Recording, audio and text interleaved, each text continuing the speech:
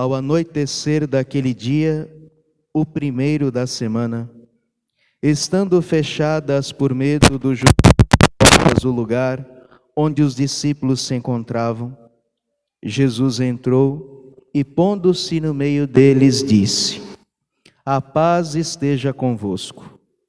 Depois destas palavras, mostrou-lhes as mãos e o lado. Então os discípulos se alegraram por verem o Senhor. Novamente Jesus disse: A paz esteja convosco. Como o Pai me enviou, também eu vos envio. E depois de ter dito isso, soprou sobre eles e disse: Recebei o Espírito Santo. A quem perdoardes os pecados, eles lhes serão perdoados. A quem os não perdoardes, eles lhes serão retidos.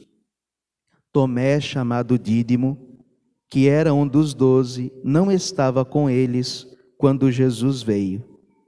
Os outros discípulos contaram-lhe depois: Vimos o Senhor. Mas Tomé disse-lhes: Se eu não vir a marca dos pregos em suas mãos, se eu não puser o dedo nas marcas dos pregos, e não puser a mão no seu lado, não acreditarei. 8 dias depois, encontravam-se os discípulos novamente reunidos em casa, e Tomé estava com eles. Estando fechadas as portas, Jesus entrou, pôs-se no meio deles e disse: A paz esteja convosco. Depois disse a Tomé: Põe o teu dedo aqui e olha as minhas mãos. Estende a tua mão e coloca no meu lado. E não sejas incrédulo, mas fiel. Tomé respondeu: Meu Senhor e meu Deus. Jesus lhe disse: Acreditastes porque viste? Bem-aventurados os que creram sem terem visto. Jesus realizou muitos outros sinais diante dos discípulos, que não estão escritos neste livro. Mas estes foram escritos para que acrediteis que Jesus é o Cristo, o Filho de Deus, e para que, crendo, tenhais a vida em seu nome. Palavra da salvação.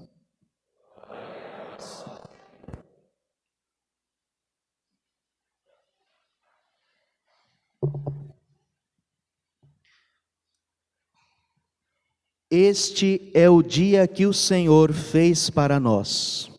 Alegremo-nos e nele exultemos.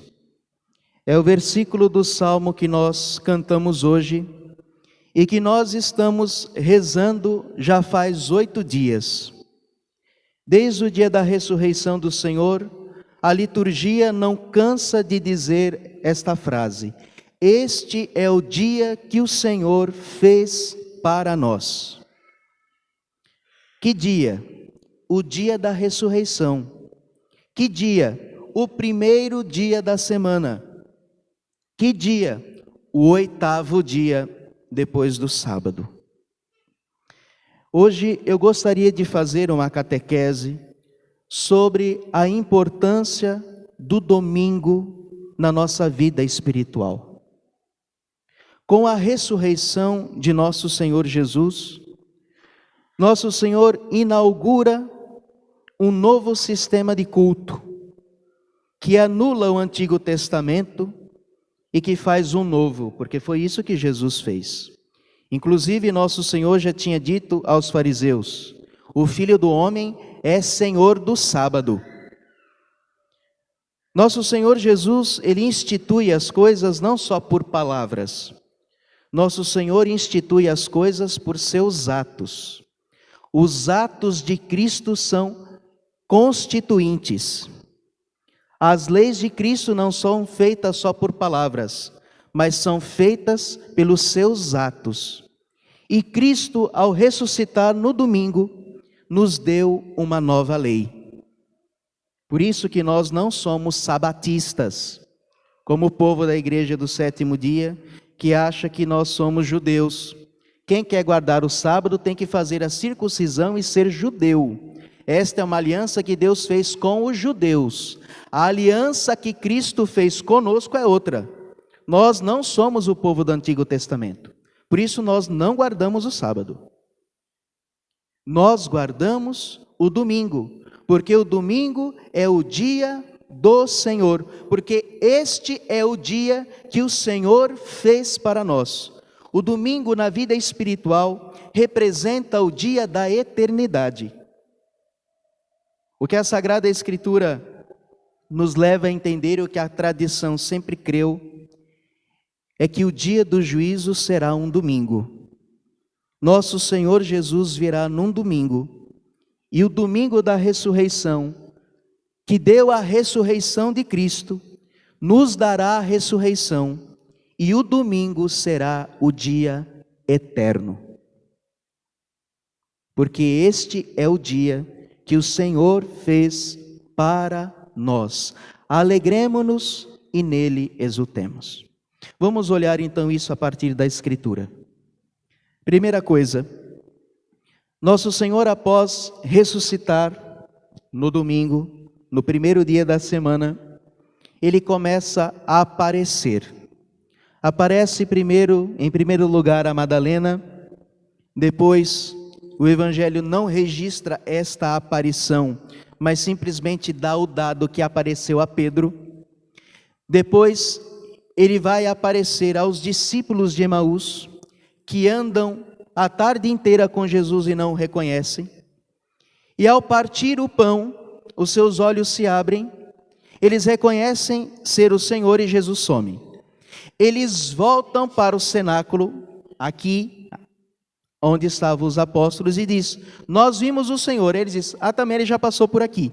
E é justamente este evangelho que nós ouvimos. Jesus, na noite da ressurreição, à tarde, no fim da tarde, na hora do jantar, Jesus aparece. E esta passagem é uma passagem litúrgica. O evangelho foi escrito 70 anos depois da ressurreição de nosso Senhor. Portanto, quando o autor do evangelho escreve uma passagem bíblica, ele não quer fazer uma biografia de Jesus, mas ele está ensinando a doutrina. Por isso, o ressuscitado aparece na hora da ceia.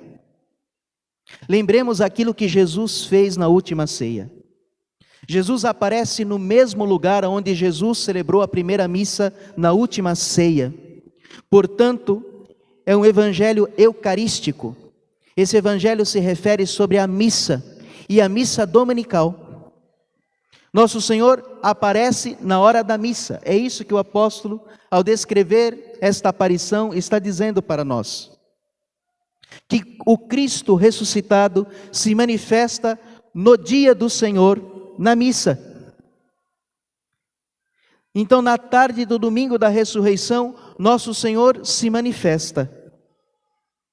E ali, o ressuscitado é ao mesmo tempo crucificado. Aquele que morreu está vivo, mas ao mesmo tempo crucificado. Crucificado e ressuscitado. Portanto, ele mostra as chagas, as marcas da crucificação. Mostra o lado aberto para dizer: o crucificado sou eu. É o que acontece em toda a missa. Jesus está no altar, morto e ressuscitado, crucificado e ressuscitado. E nós recebemos o ressuscitado, crucificado em toda a comunhão. Mas tem um detalhe. Teve alguém que faltou na missa. Tomé não foi na missa. Não estava junto com os 12. E, portanto, não teve fé. O critério para ter a fé é estar presente na manifestação do Senhor quando a comunidade está reunida no cenáculo, na igreja. Por isso que Tomé não tem fé na ressurreição, porque ele não participava da comunidade quando Cristo se manifestou. Não estava presente na missa. Então, 8 dias depois, veja, 8 dias depois é que dia? Domingo. na mesma hora, na mesma circunstância, nosso Senhor aparece novamente no cenáculo. E então ali está Tomé. E então, quando Tomé está reunido com a igreja, ele é capaz então de conhecer o Senhor que se manifesta na celebração eucarística. E ali então ele reconhece Jesus como Senhor e Deus. Doravante, meus irmãos, desde o princípio, todos os cristãos se reúnem no primeiro dia da semana, porque é o dia do ressuscitado. É o dia que o Senhor se manifesta a nós. Por isso que é preceito cristão o domingo, porque Cristo o instituiu pelos seus atos. Não foi por palavras. Jesus não disse, todo mundo tem que se reunir no domingo. Ele não disse, mas ele fez. Este é o dia que o Senhor fez para nós. Este é o dia que o Senhor fez para a igreja. No Atos dos Apóstolos está claro que a reunião dos cristãos era sempre no primeiro dia da semana. No Apocalipse capítulo 1, nos primeiros versículos, quando João vai descrever a visão que ele teve, ele diz: eu estava na ilha de Pátimos, e no dia do Senhor, o anjo do Senhor me apareceu e me deu uma revelação. No dia do Senhor, João, exilado na ilha de Pátimos, guardava o dia do Senhor, e no dia do Senhor lhe foi manifestado a revelação do Apocalipse.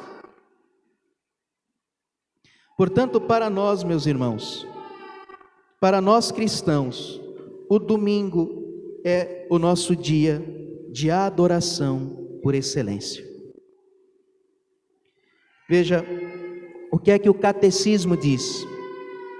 O catecismo no número 11.093 diz o seguinte: o domingo, dia do Senhor, é o dia principal da celebração da Eucaristia, por ser o dia da ressurreição.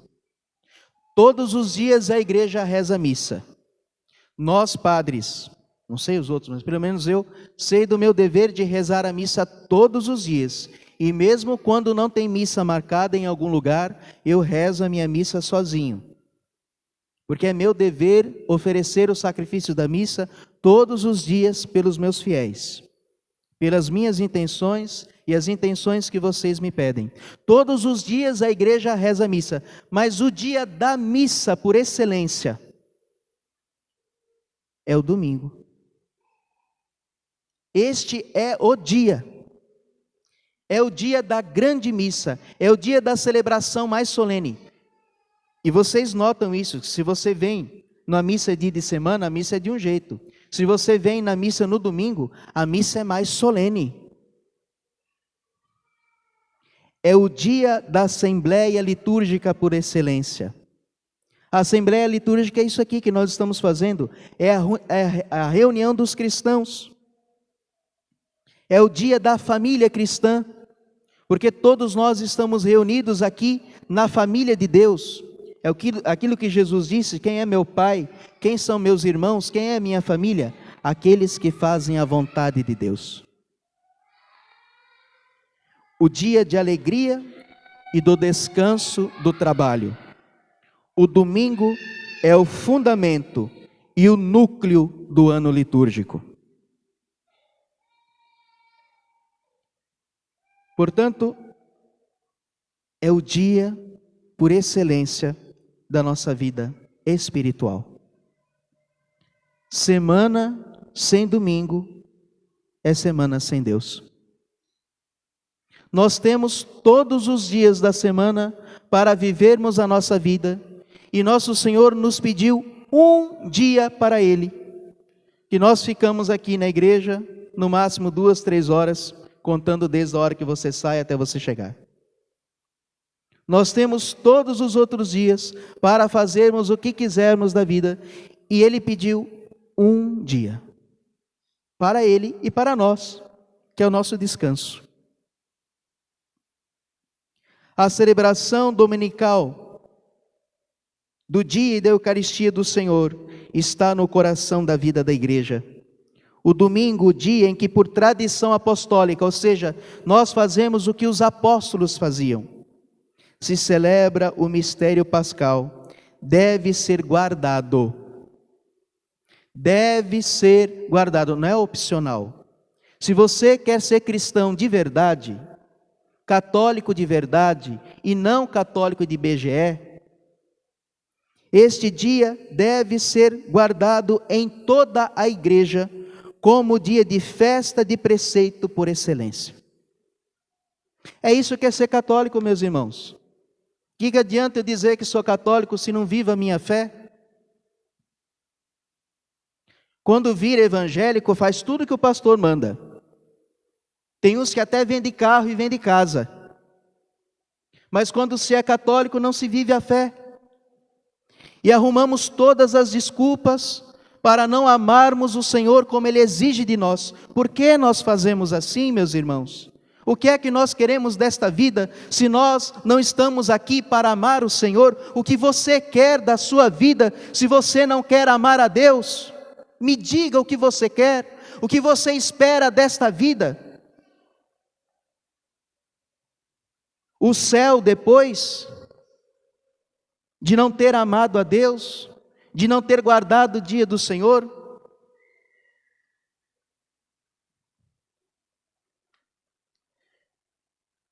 Número 2180. O mandamento da igreja determina e especifica a lei do Senhor. Aos domingos e nos outros dias de festa de preceito, os fiéis têm a obrigação de participar da missa.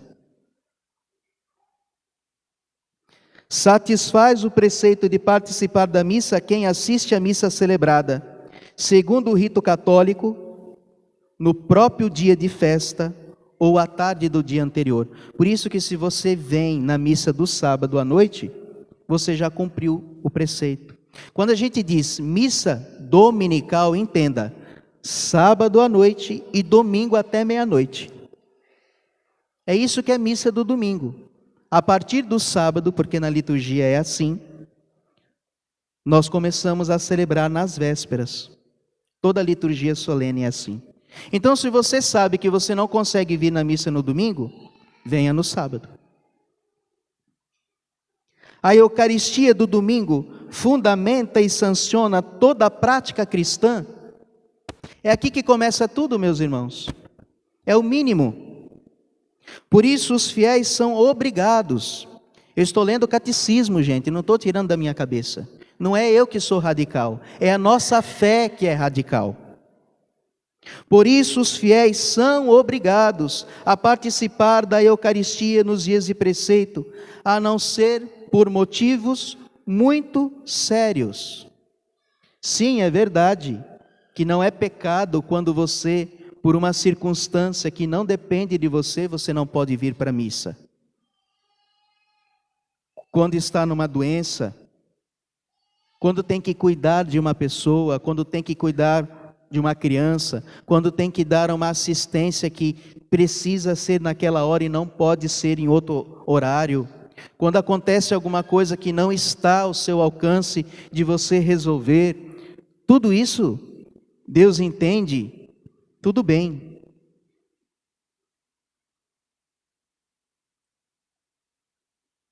Ou se forem dispensados pelo próprio pastor, porque eu como pároco posso dispensar. Se uma pessoa, por uma circunstância específica, não pode vir à missa, eu posso dispensar a pessoa do preceito. O que ligares na terra será ligado no céu. Por exemplo, se uma pessoa é aliciada e tem uma pessoa na missa, por exemplo. Então, a pessoa vem aqui na missa e sabe que tem alguém que a fica aliciando, seja de qualquer maneira, e é um incômodo muito grande para a pessoa vir à missa, porque tem que fugir dessa pessoa, está sendo perseguida. É um caso específico. Bom, enfim, existem tantas coisas que podem acontecer que nos impeçam de vir na missa do domingo, que não é pecado. Porém, aqueles que deliberadamente, ou seja, eu tenho as possibilidades, mas eu não venho porque eu não quero, por desculpa, por sei lá o quê, deliberadamente faltam a esta obrigação, cometem pecado grave. Está no catecismo. Não é um pecadinho, meu irmão, que você pede perdão no ato penitencial. Pecado grave só é perdoado na confissão e impede a comunhão. Aqueles que deliberadamente faltam a esta obrigação cometem pecado grave. É o dia do Senhor. O que nos impede de vir à missa, meus irmãos? O que nos impede de tomarmos uma decisão? Eu vou mudar a minha vida e eu vou seguir a Deus de verdade para valer de hoje em diante, faça chuva ou faça sol. Eu vou para a missa, a não ser que tenha algo muito sério que me impeça de vir. Eu preciso mudar a minha vida, eu preciso mudar os meus comportamentos, eu preciso mudar o meu programa, eu preciso fazer renúncias.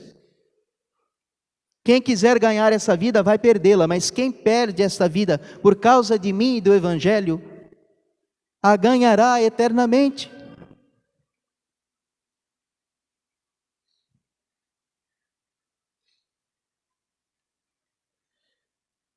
Peçamos hoje a misericórdia de nosso Senhor Jesus, para que tenhamos um coração decidido. Senhor, eu quero te amar, o Senhor me amou tanto, o Senhor morreu por mim, será que é possível ser tão difícil vir na missa todos os domingos? Não é impossível, porque Deus não nos pede nada impossível. Se eu posso, eu venho. Se eu não posso, paciência, Deus sabe, mas se está ao meu alcance, Senhor Jesus, eu quero vir. Senhor Jesus, eu quero te amar, é por amor, meus irmãos, é para nos encontrarmos com o ressuscitado, é para nos encontrarmos com aquele que nos ama de verdade, com aquele que dá sentido à nossa vida. É por causa de ti, Jesus, que eu deixo tudo. É por causa de ti, Jesus, eu te coloco em primeiro lugar. É por causa de ti que eu digo não para os outros, Jesus. É por causa de ti, Jesus, por amor a ti, que eu guardarei o teu dia